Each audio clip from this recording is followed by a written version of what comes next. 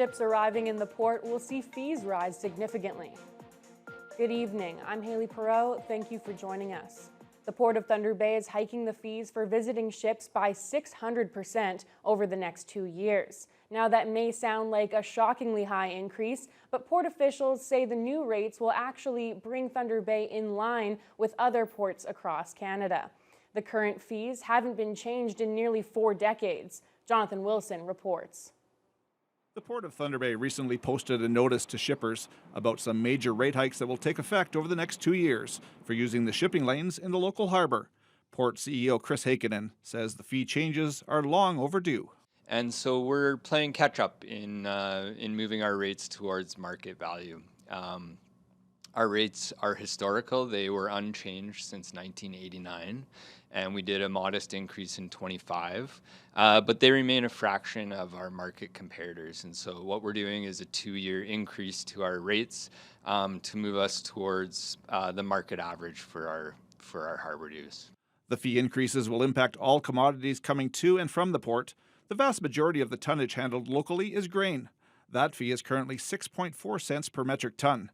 The fee will rise to 22.7 cents in February of 2026. It will then rise again to 39 cents in February of 2027.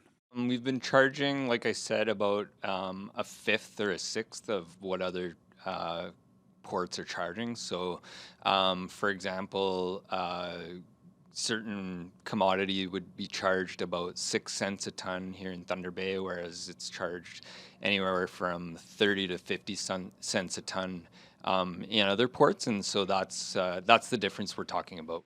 Heikkinen says the fee increases will allow the port to bring in an extra $2 to $2.5 million a year in new revenue.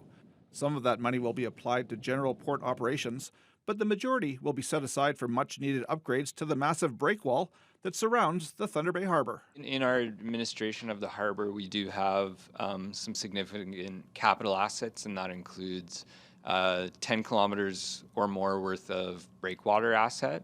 And this funding is going to help us to ensure that we maintain that asset in an appropriate manner. The president of Thunder Bay Shipping, William Harib, says they recognize the rates have remained the same for nearly 4 decades, and they're prepared to pay the new fees, saying, quote, "It is what it is." Heikkinen says they did a lot of analysis before making these changes, and he doesn't think the higher fees will cause shippers to switch to other ports. We're not expecting a negative impact to the shipments through the harbor, but what we are expecting is to be able to have the capacity to fulfill our mandate. This increase is going to help us. We run quite a tight operation, and it's going to enable us to, really meet our mandate in a way that the shippers and all of our stakeholders expect us to. Jonathan Wilson, TBT News.